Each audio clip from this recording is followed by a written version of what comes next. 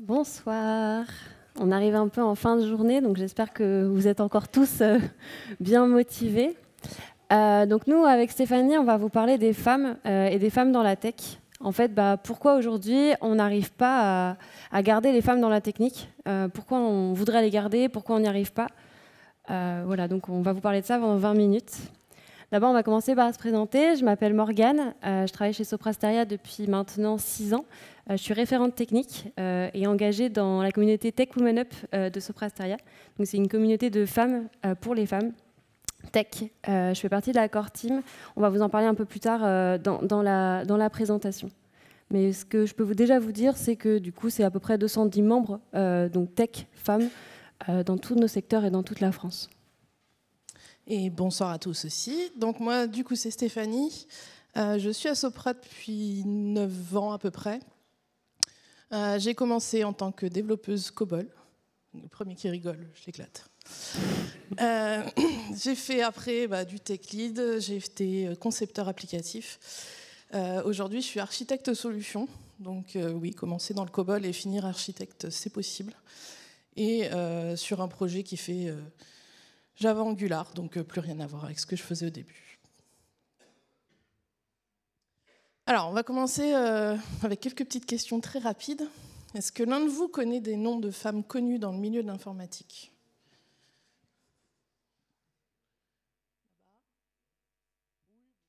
Vas-y.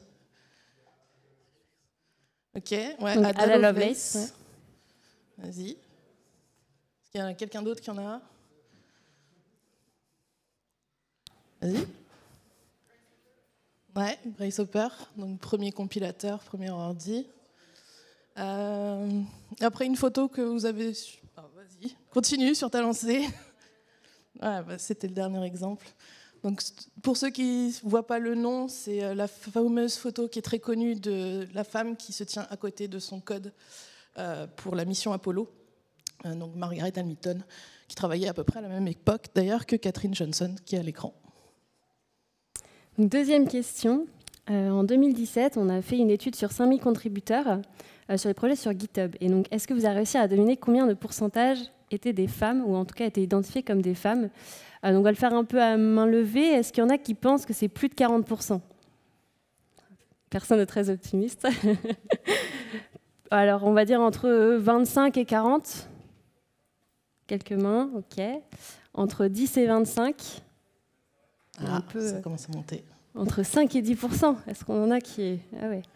Et en moins de 5%, plus personne. Et c'est 3% qui étaient identifiés comme étant des femmes. Alors, en réalité, il y en a plus. C'est juste que beaucoup de femmes ne mettent pas qu'elles sont des femmes pour faciliter en fait les merge requests, les pull requests, faciliter finalement qu'elles soient revues et approuvées. Dernière question. Alors, on va faire pareil à main levée. Selon vous, quelles seraient les raisons de la désertion des femmes dans les milieux de la tech? Est-ce qu'on a un biais d'autosélection? Ok, quelques mains. Est-ce que ce seraient les normes socioculturelles? Oula. Plus de mains. Plus de monde. Une difficulté d'accès aux équipements? Non. Ok. Des facteurs biologiques et neurologiques? Heureusement, on n'a pas eu de main sur celle-ci. Ça va. Mais en fait, c'est la seule qui était une mauvaise réponse. Les 3 autres sont correctes. Sur la difficulté d'accès aux équipements, c'est vrai qu'on n'a pas forcément trop le cas aujourd'hui, nous, en France. C'est pas dans le cas dans tous les pays. Voilà, c'est vraiment quelque chose de mondial. Ouais. Alors du coup, pour faire la petite transition avec le quiz, donc on a parlé de noms de femmes connues dans l'informatique. Donc on a parlé d'Ada Lovelace, les ordinateurs n'existaient pas encore. On a parlé de Margaret Hamilton, c'était la mission Apollo. Donc on voit bien que les femmes étaient très présentes en fait au début de l'informatique. Et aujourd'hui, elles sont au final très peu représentées dans la plupart des pays. Et comment est-ce qu'on peut expliquer ça aujourd'hui, puisqu'on ne retrouve plus que 30% de femmes dans les domaines de l'informatique. Mais sur ces 30%, si on prend les femmes qui sont vraiment dans des filières techniques, c'est-à-dire qui sont développeuses ou conceptrices ou ce genre de choses, On tombe maintenant à 15%. Et en plus de ça, il y en a derrière 40% qui, au final, quittent cette filière dans les 10 premières années. Donc on a vraiment un phénomène de fuite et qui s'explique en fait à l'origine par la démocratisation de l'informatique, l'arrivée des ordinateurs dans les foyers, qui étaient promus pour être le truc à avoir, mais pour les garçons, un peu comme les consoles de jeux l'ont été quand elles sont sorties. Et donc les hommes se sont peu à peu appropriés en fait, tous ces métiers de l'informatique. Ah. On va couper la parole. Dernier petit point, on parle des femmes dans l'informatique aujourd'hui. Si on remonte plus loin, on n'a que 11% de femmes qui sont diplômées d'écoles d'ingénieurs. Donc ça, on voit que le problème remonte vraiment dès la formation, et pas que dans l'informatique, on peut généraliser aux sciences dures, bien évidemment. Alors, pourquoi est-ce qu'il faut changer ça ? Bon, on vous a donné 2 raisons ici. Donc la première, c'est qu'on va avoir besoin de diversité dans nos applications. Donc, vous allez me dire, une application, du code, il n'y a pas de question de diversité dedans. Et pourtant, donc là, je vous invite à regarder la petite image qui est à droite, qui est tirée d'un documentaire qui s'appelle Coded Bias, qui est sorti en 2020, et qui s'intéresse à l'IA. Et donc, ils se sont rendus compte que les IA ont été créées, programmées et maintenues, et qu'elles ont appris par, globalement, des hommes caucasiens. Et ce qui s'est passé pour cette étudiante en informatique, c'est que quand elle a fait ses études sur l'IA, elle n'était plus reconnue comme un être humain par une IA. Parce qu'en tant que femme noire, elle ne rentrait pas dans les cases de ce que l'IA avait appris. Mais par contre, si elle mettait un masque tout blanc devant sa tête, elle était de nouveau un être humain. Donc, en termes de chiffres, sur plus de 130 IA, on compte près de 45% qui montrent des pieds de ce genre, c'est-à-dire de sexe, de race, etc. D'où le besoin de diversité.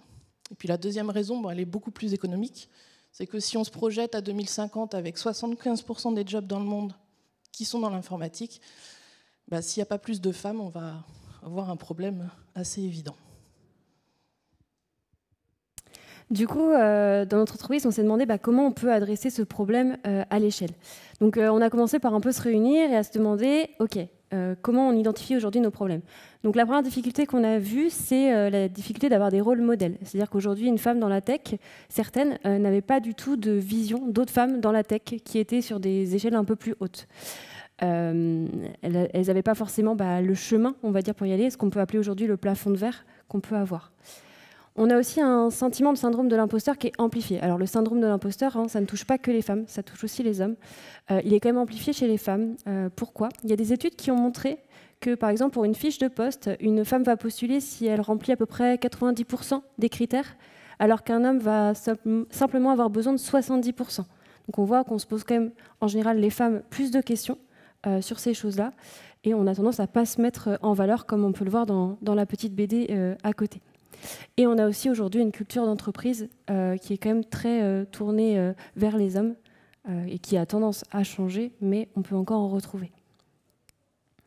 Du coup, ce qu'on a fait dans notre entreprise, c'est qu'on s'est dit, OK, on va faire une communauté de femmes pour les femmes.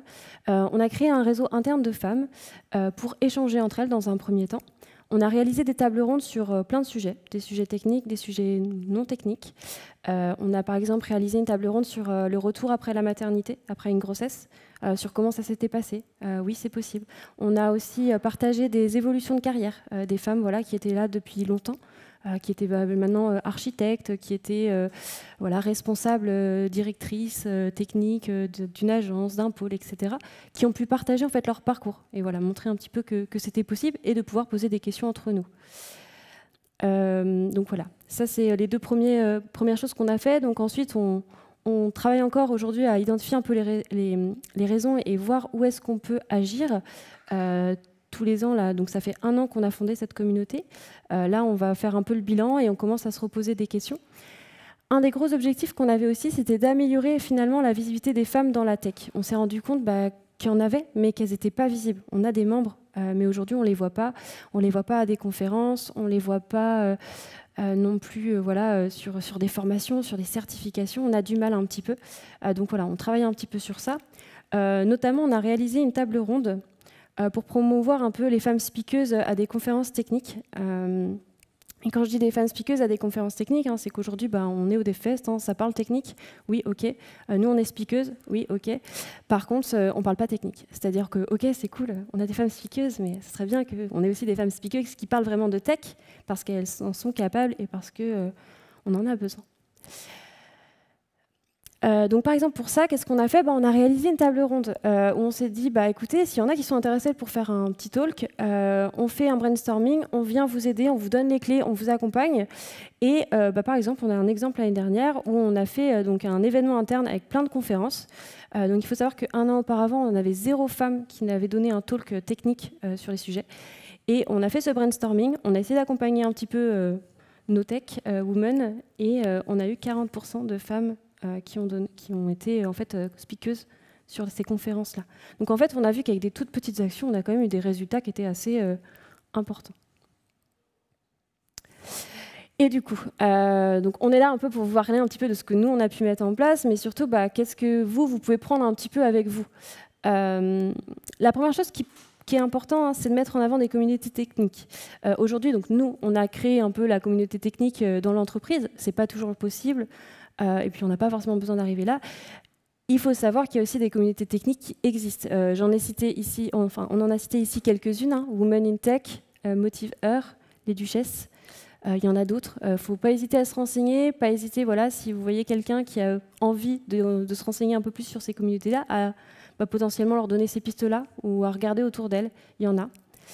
Et une deuxième action possible, c'est d'identifier les biais au quotidien que vous pouvez avoir vous ou dans vos équipes. Il faut savoir que tout le monde en a des biais, ça fait un peu partie de l'être humain, mais quand on commence à regarder déjà, on peut se rendre compte et finalement on peut aussi avoir des actions derrière. Là on parle de 2 biais, le man-interrupting.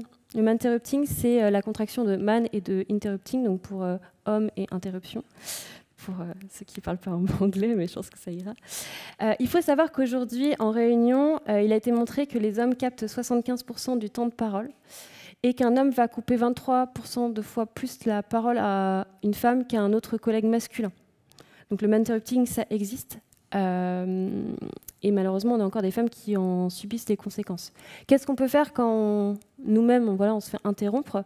C'est dire « Attends, excuse-moi, ton idée a l'air super, mais j'aimerais pouvoir aller au bout de la mienne, tout simplement. » Et pareil, si vous voyez qu'il y a une collègue qui se fait souvent interrompre lorsqu'elle parle, lorsqu'elle expose ses idées, c'est dire, bon, écoute, Morgane, par exemple, elle a une idée, j'aimerais pouvoir entendre jusqu'au bout et après on revient à la tienne. Voilà, ça peut être tout simple, mais commencez à prendre garde à ces biais-là. On en a un autre qui s'appelle le mansplaining. Le mansplaining, donc c'est man et homme et explaining, expliquer. En fait, qu'est-ce que c'est? C'est la façon d'expliquer à une femme, ou à un homme d'ailleurs, mais ça concerne plus souvent les femmes, d'une façon un peu paterniste et condescendante, quelque chose que la personne sait déjà, en général. Donc ça peut arriver. Donc c'est bien, si par exemple on vous explique un jour de façon un peu condescendante et paternaliste, déjà de reposer un petit peu les bases, de dire que vous savez déjà, et éventuellement d'en reparler avec la personne, que il y a un ton qui n'est pas forcément adéquat. J'en ai vu pas plus tard que l'année dernière à des réunions. Donc ça existe encore aujourd'hui, et quand on commence à faire attention à ça, on en voit. Du coup, d'autres actions qui sont possibles au sein de l'entreprise. Le premier, ça va être de rendre inclusifs les moments de convivialité. Donc, il y a l'aspect un peu broculture parfois qu'il peut y avoir. Oui, on a beaucoup de mots franglish comme ça. Avec des private jokes, etc., qui, en fait, sans être méchants, vont exclure une partie de vos équipes. Un autre axe, ça va être d'identifier des rôles modèles, présenter des parcours inspirants. Donc là, nous, on a un exemple d'une de nos superstars. Pourquoi?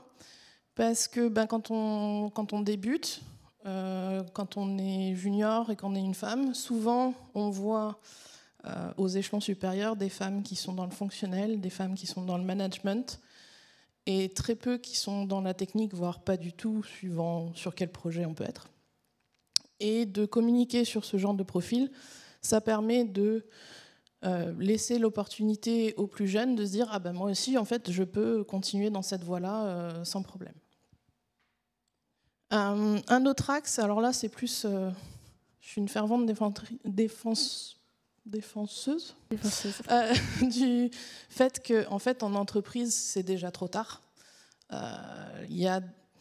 On a du mal à garder les femmes en entreprise, certes, mais de base, il y en a trop peu qui arrivent dans le monde de l'informatique et qu'il faut en fait agir au plus tôt. Donc ça peut être aussi des initiatives en école. Nous, par exemple, on a eu un atelier de découverte du coding qui était adressé à des collégiens, qui était animé uniquement par des développeuses de chez nous.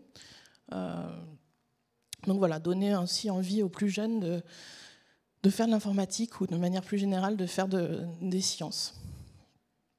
Et puis après, je l'ai déjà mentionné, mais accompagner au plus tôt les personnes dans leur choix de trajectoire, ne pas les limiter, leur montrer vraiment l'éventail de tout ce qu'elles peuvent faire. On peut faire du dev, on peut rester faire du dev, être expert technique toute sa vie si on a envie. Et pas hésiter à encourager, puisque on en parlait tout à l'heure, surtout Morgane, du syndrome de l'imposteur. Voilà, il y a moins de femmes qui osent, on va dire, et que ça ne peut pas faire de mal de les encourager. Dernier petit mot avant de conclure sur cette phrase de Rosa Parks. Ça fait toujours sourire, c'est naturel. Moi-même, ça m'a fait sourire quand on parle de mansplaining, de manterrupting, de beaucoup de choses qui peuvent arriver, parce qu'on ne le voit pas forcément. En fait, c'est tellement ancré qu'on ne le voit plus. Morgane a eu un exemple il n'y a pas si longtemps, et moi, il y a à peine un mois, on a eu une remontée RH de deux collègues, une féminine et un homme, qui se plaignaient d'un de leurs collègues qui faisait preuve de sexisme. Et c'est vrai que, comme tu le disais justement, dès qu'on commence à faire un tout petit peu attention, en fait, en réunion, etc., on se rend compte de beaucoup de choses qui nous échappent d'ordinaire. Voilà. Pour finir, on vous encourage vraiment à toutes sortes de petites actions. Nous, on a mis en place quelques petites choses qui ont permis quand même de faire un peu avancer dans notre entreprise. Encouragez les actions autour de vous et n'hésitez pas finalement à vous intéresser un peu au sujet et à regarder un peu plus loin. Voilà, toutes les actions sont bonnes à prendre. Il nous reste quelques minutes s'il y a des questions. Merci.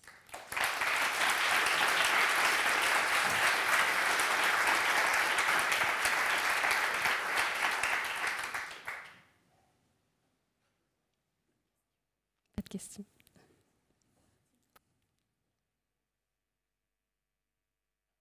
Oui, bon, on peut s'arrêter là dans ce cas. Merci beaucoup. Ah, pardon. Question.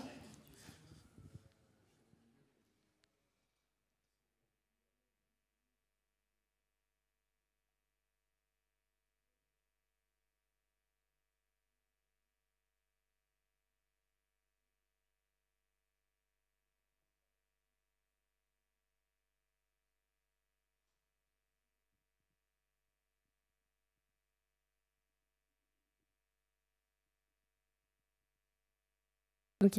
Alors, je ne sais pas si tout le monde a entendu. Hein, du coup, la question, c'était comment est-ce que moi, en tant qu'homme, finalement, je suis capable finalement de dire à quelqu'un d'autre qui fait du mansplaining et comment est-ce que je peux avoir des actions là-dessus, c'est ça?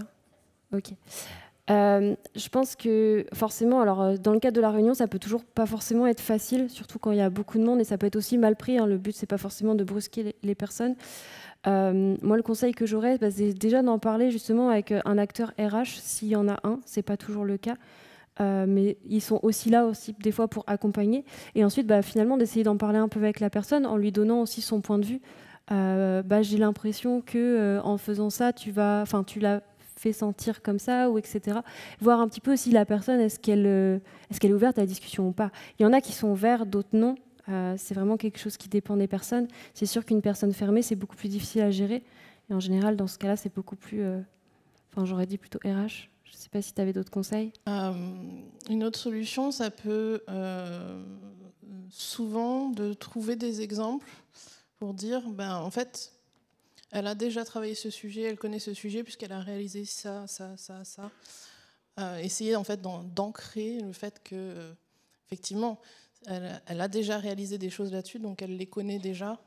Alors pas interrompre la parole pour le dire, ni crier, hein, mais un petit point de 5 minutes là-dessus. Et si ça se reproduit, bon, le problème est différent, mais normalement, ça devrait arranger les choses quand c'est pas volontaire, on va dire ça comme ça.